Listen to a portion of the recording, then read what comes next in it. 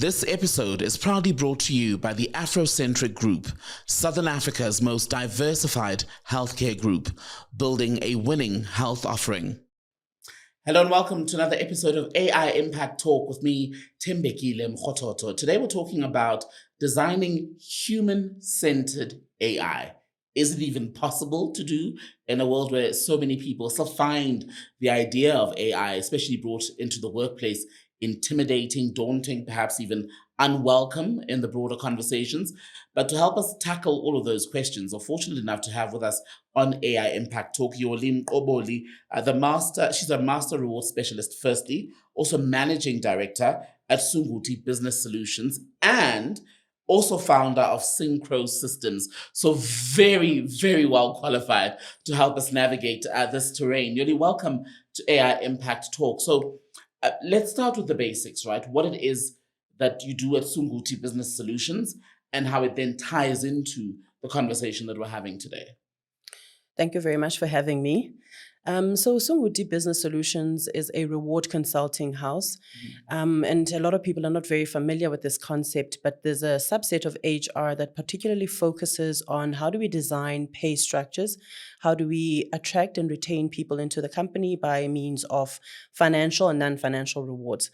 So I'm a reward specialist by profession, and I started out my career in consulting, and I decided after a couple of years that I think I can do this on my own. And we've been doing this for the last 10 years now. And I think what we're doing within the AI space is we're saying that we intersect between people, data, and technology. And at the core of it is purpose. Now, what do you mean by purpose? A lot of people think that, we just crunch numbers, we determine how much to pay people, and we determine pay bands. But at the end of the day, there are humans behind the decisions that would be made by clients we advise. So we decided to say, let's utilize the data in more meaningful ways, and let's create automation around how we analyze that data so that we remove as much bias as possible, or we encourage our clients to remove bias in their decision-making when determining pay, or either determining various elements of pay that are not necessarily related to the individual. So what we're doing now is basically we are developing technology under the company Synchro Systems. And this technology is really meant to automate all your reward management processes that you generally find inside a company. This is from job profiling, so your job description writing process, grading of the job, determining the level of complexity of the job, benchmarking the job, analyzing the pay against market rates or market benchmarks, being able to really tell, a very unbiased and a very neutral story around your pay practices. How do you keep it human-centered then? Because yes, you're removing the bias, for example, from the end of, let's say, the prospective employer. Yeah. But ultimately, as you were yourself saying in the beginning, we're dealing with people here. Yeah. So I think with empathy, there's a problem you want to frame, right? And I think in South Africa's particularly history, we're dealing with inequality that comes from people not being paid for their for the work and the worth of the work that they're doing. So we want to say empathy first because it's contextual to the organization's pay philosophy and pay history. So that's something that I think precedes a code. That's something that you should be able to bring into your pay process and your pay automation process so that your AI doesn't then treat everybody the same. If you have an issue with underpaying certain categories of people because of historical practices, we are saying the humanness is now saying you can't now outsource that to AI. You need to build layers of review and layers of philosophy checks in your AI automation process. And interesting enough, you've been in this space for about a decade, right? How have you seen the landscape change in terms of what you do, both on the end of yourselves as an organization, but even among the clients, the employers who may approach you to come and assist? Yeah. So, I mean, I've seen a lot of clients now trying to adapt their pay philosophies and pay practices. They're adapting because it's part of the greater good of their own ethos, but it's also something that's been pushed from a legislative perspective. If you now look at the amendments in terms of the Employment Equity Act, they now will compel organizations to be more accountable on their pay disparities and the pay inequities that exist within their books. And if they don't, they are even liable for up to 2% of their revenue as a fine. So you find that the case for change is either from a regulatory perspective, or organizations are then wanting to become better employers, and they're actually seeing value from individuals. And that's why we started the business. We wanted to unlock value through paid rewards or either through non-financial rewards. And just on that point, in industries where it can often be so competitive, especially in terms of having to come up with something new that gives you, shall we say, the advantage above your competitors, how do you approach that sort of situation? Yeah. So an evolving employee value proposition is something that I would say is normal. You evolve as an organization because the number one, the employee profile that you have within your business is changing itself. As you would see now, we are multi-generational, from your baby boomers to up to Gen Z working in the same organization. And what we're saying is there comes a point where you need to prioritize your strategy, your reward strategy. You say, how do I balance that between the money and between the other things that make my people want to come to my workplace? So what gets people up and tick? And we're saying it's a balance of financial and non-financial rewards. And you probably need to now spend more time on topical issues. A lot of people obviously value certain things throughout their own employment journeys. Right. But I think we need to tap into understanding our workforce. What is the driver and the motivation around people coming to work? I think we need to take care also of the bottom line. People need to buy bread and milk every day. I don't think that we should be shortchanging employees because we've replaced certain things with perks in the office. That does not solve the problem. So I think a good balance of both. If you don't have the money, you shouldn't be hiring a lot of people. That's what I always say. So you sound like a personal banker. Buy only what you need, Sisi, yes, because you can't afford this. No, because now you've got 10 people who are so disgruntled, you're underpaying them. And maybe you are, sometimes it's actually just by sheer of bad advice. We've come to organizations that were not very aware that they were underpaying people. That's the honest truth. And then we come up with strategies of how do we get alignment to the market. And in those conversations, how many times do you send through? I don't know if it comes on email or in a letter, but I would imagine it comes online. How many times do people go, yo, is that what we should be paying? And their ability or agility, in fact, I'm wondering, of adapting then to what you're telling them and making sure that they get that balance right between, yes, you exist to make a profit, but ultimately you have to pay fairly, remunerate people fairly in order to be competitive. Yeah, it's always a shock, I'll tell you that. It's usually a report with a lot of data analytics, a lot of graphs, but those graphs are very telling of not only your philosophy, but just how you feel about your people. And usually at the back of their minds, I think there's something that says, I know about this the entire time. I just didn't want to admit it. So yes, it's very hard to swallow, but what we always tell them is that there is a chance, there is an opportunity to correct. I think you need to be transparent. And I think I must say this before I go ahead. You know, people think that remuneration or determining remuneration is a thing that's solely based on you as Tembekile, the person. But what usually happens is we need to define the scope of your role so clearly and so accurately that we can then be able to measure it. So our job actually comes in from just documenting what you do. And if you then are transparent around that process where you involve the incumbent, the line manager, and the HR in being able to support that process, we can get out a well bought in job profile that then can go through the job grading process, which is another analytical process of determining the worth of that role. Then we can go out to market and say, how much does the market actually pay a role of this worth? That's when then we overlay your salary against that value of the market. And then the conversation around, okay, can we pay him truly what the market pays? Because he could be just new in the job and he still needs training.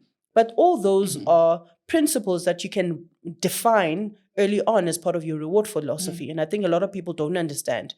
They just think they should be paid the market worth, Right. whereas there is quite a bit of a process behind determining what you should be paid. I suppose it's easier at the initial phase before I'm an employee, right, in an organization, to go through things like just determining the correct pay band, etc. Yeah. But what about those of us who've already been in employment with a specific employer, for instance? Are they able to lean on you, let's say 5 years into my role, when performance areas, outcomes, expectations have now been adjusted? Because that's often where the people become disgruntled, right? Where you go, what I signed in the beginning and what I'm now doing are very different. More is expected now, but financially there's been little change. Yeah.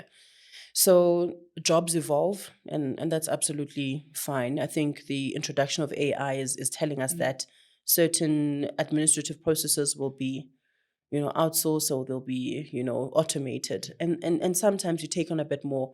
But what you should do is double tap on that job description at least once a year with your line manager, especially where it starts looking very different.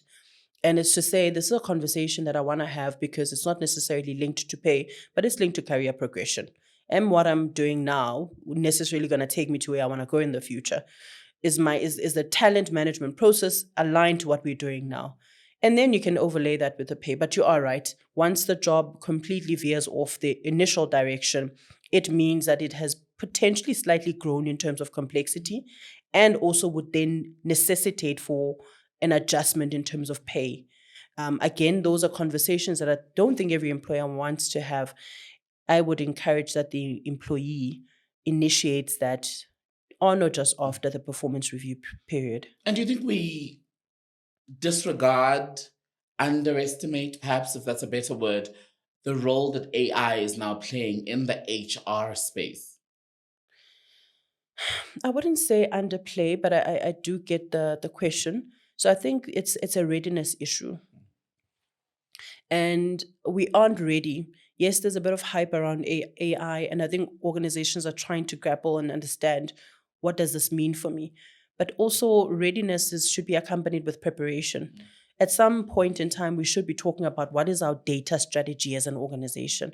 What is our tech strategy as an organization in terms of automation, in terms of digitization of processes, etc.